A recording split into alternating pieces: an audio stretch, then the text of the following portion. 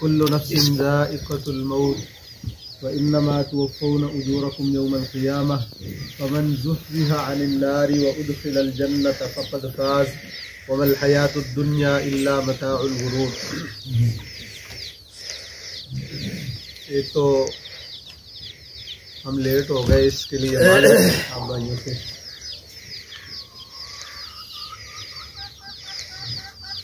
Doctor امجد صاحب کے والد صاحب بزرگ وہ فوت ہو گئے. اللہ رب العالمین ان کو کروٹ کروٹ جنت الفردوس میں اعلیٰ مقام عطا فرمائے. ہم سب اسی لیے اکٹھے ہوئے ہیں کہ ان کے لیے دعائے مغفرت کرے.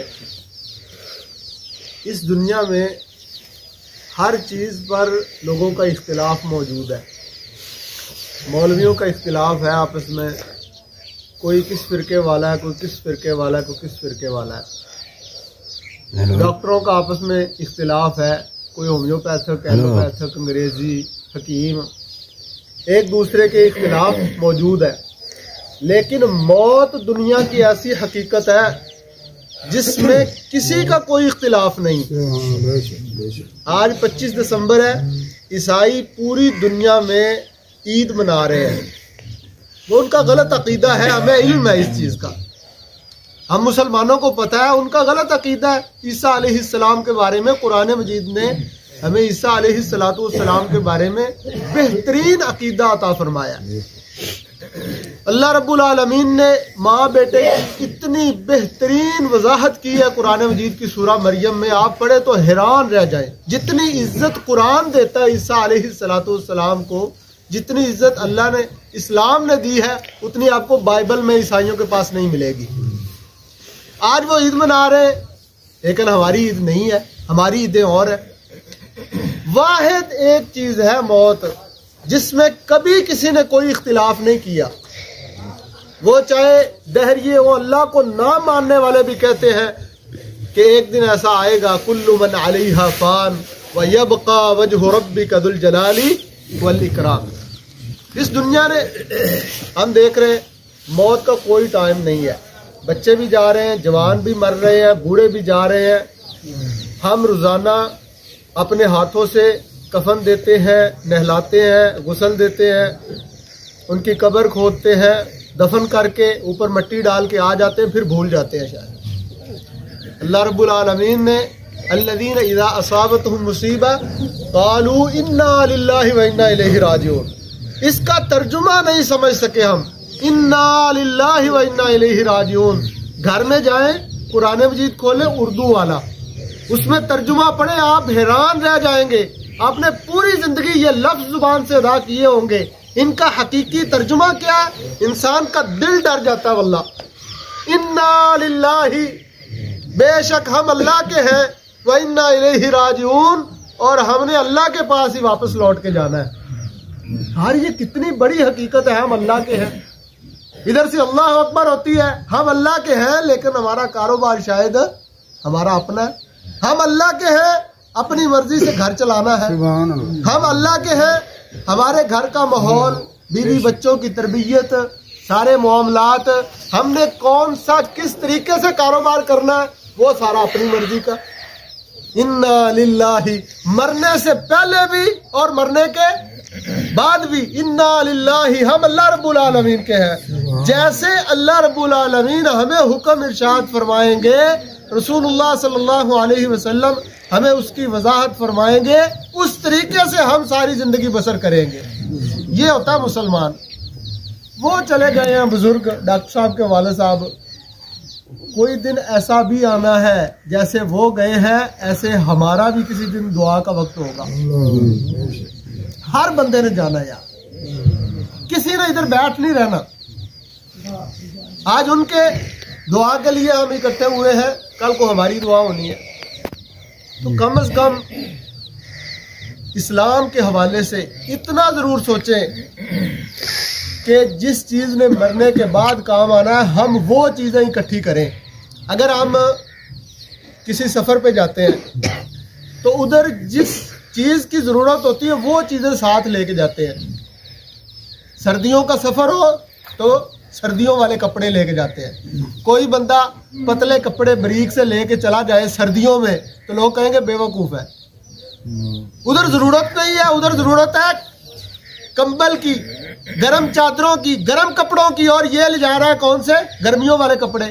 اور اگر گرمیوں میں ہم کمبل اکٹھے کرنے شروع کر دیں لوگ کہیں گے بے وقوف نہیں. کس طرح کا بندہ ہے یار, اس کو پتہ ہی نہیں ہے کہ ادھر کس چیز کی ضرورت ہوگی. ہم کس طرح کے انسان ہیں. جس بھی مذہب مسلک کے ساتھ ہمارا تعلق ہے, ہم نے جدھر جانا ہے, ہماری قبر ہمیں انتظار کر رہی ہمارا. اللہ رب العالمین کی ہم امانت ہے اس دنیا میں. ہم نے جدھر جانا ہمیں پتہ ہی نہیں ہے کہ وہاں کیا چلتا ہے اور کس چیز کی ضرورت ہوتی ہے. وہاں یہ چدراہٹ نہیں چلتی, یہ سرداریاں, یہ ٹھیکیداریاں, یہ جگیرداریاں, یہ ڈیرہ داریاں, یہ ساری چدراہٹیں ادھر ہی رہ جانی ہیں. یہ سرداریاں ادھر نہیں چلنی. ادھر انسان جیسے ایک فقیر کا جنازہ ہوتا ہے ویسے ہی امیر کا جنازہ ہوتا ہے. اور جب قبر کے اندر چلے جانا پھر وہی آخرت کا جو حساب کتاب والا سارا سسٹم ہے. آخرت میں جو کرنسی چلتی ہے وہ نیک اعمال ہیں, وہ پیسے نہیں ہیں. لاکھوں کروڑوں ڈالر ہو کسی کے پاس, یورو ہو, ریال ہو, سونا ہو, چاندی ہو, دنیا کی ہر شے ہو, لیکن نیک اعمال نہ ہو, اللہ کی قسم کخ فائدہ نہیں ہوگا اس کو. آخرت میں جو چیز ہمارے کام آنے والی ہے اس دنیا کی زندگی میں وہ چیز اکٹھی کرے, جتنا ہو سکے نیک اعمال کرے. جنازہ پڑھنے ہم جاتے ہیں, اپنی نماز جو بندہ 5 وقت کی اپنی نماز خود کی نہیں پڑھتا, فرض نماز, وہ کس منہ سے جنازہ پڑھنے جاتا ہے؟ جنازہ تو نفلی عبادت ہے نا. اگر چند لوگ بھی اس گاؤں سے چلے جائیں جنازہ پڑھ لیں تو جنازہ سب کی طرف سے ہو جائے گا. لیکن فرض نماز میرا بھائی نہیں پڑھ سکتا, میرے والد صاحب میری نماز نہیں پڑھ سکتے, میں نہیں پڑھنی ہے. جنگ ہو, بیماری ہو, مریض ہوں, بارش ہو جائے, رستہ خراب ہو جائے, میں سو جاؤں اٹھ جاؤں, پھر بھی جو میرے اوپر فرض ہے وہ میں نہیں پڑھنی ہے. کبھی ہم نے سوچا یہ؟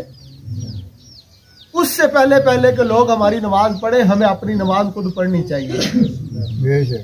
یہ سوچیں, رسول اللہ صلی اللہ علیہ وسلم باقاعدہ قبر پہ بیٹھے ہوئے ہیں. رسول اللہ صلی اللہ علیہ وسلم کی بیٹی اللہ اکبر دفن ہو رہی ہیں. نبی اکرم صلی اللہ علیہ وسلم کی آنکھوں سے آنسو گر کر مٹی کو گیلا کر رہے ہیں, اور رسول اللہ صلی اللہ علیہ وسلم کے جھولی میں سیدنا ابراہیم ہے رضی اللہ عنہ. چھوٹے سے بچے رسول اللہ صلی اللہ علیہ وسلم کے بیٹے سیدنا ابراہیم وہ جھولی میں ہے. اللہ اکبر, رسول اللہ صلی اللہ علیہ وسلم کے آنسو گر رہے ہیں. یہ آنسو گرنا فطرت ہے. والدین کو اپنی اولاد پر ترس آتا ہے, رحم آتا ہے. اولاد کو اپنے والدین کے فوت ہونے پر رونا آ جاتا ہے, یہ رونا فطرت ہے. لیکن واہ ویلا کرنا, ہائے ہائے کرنا, اللہ رو ساڈا گھر ہی دسیا سی, سبحان اللہ, ساریا مصیبتاں ساڈے واسطے, یہ چیزیں مسلمان میں نہیں ہوتی. مسلمان کی حالت یہ ہے, رسول اللہ صلی اللہ علیہ وسلم فرماتے اگر اس کو کوئی اچھا اس کو کوئی احسان والی چیز, کوئی اچھی چیز ملتی ہے تو یہ اللہ کا شکر ادا کرتا ہے, پھر بھی اللہ سے اجر لے لیتا ہے. اور اگر اس کو کوئی مصیبت پہنچ جاتی ہے تو صبر کر کے اللہ سے اجر لے لیتا ہے. کیسا معاملہ ہے مومن کا, کس طرح کا. اللہ رب العالمین سے دعا ہے اللہ رب العالمین ہمیں آخرت کی فکر نصیب فرمائے.